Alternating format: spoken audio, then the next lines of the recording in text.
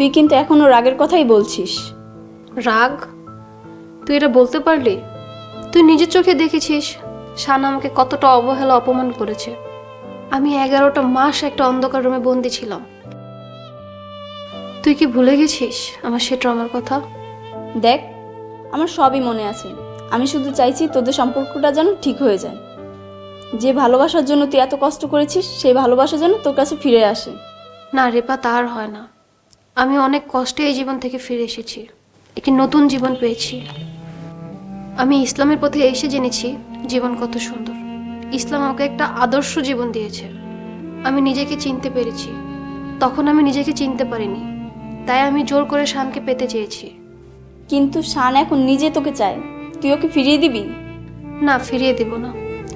শান যেদিন ভালো মানুষ হইতে পারবে সেদিন আমি নিজে শানের কাছে যাব এবং ইসলামের শরীয়ত মতে তাকে বিয়ে করব। বলে দিস তাকে। শান তো ভালো হয়ে গেছে, সে 5 ওয়াক্ত নামাজ পড়ে। 5 ওয়াক্ত নামাজ পড়া একজন মুসলমানের জন্য ফরজ। নামাজ শো অফের বিষয় না। আর 5 ওয়াক্ত নামাজ পড়লেই কেউ ভালো মানুষ হয়ে যায়।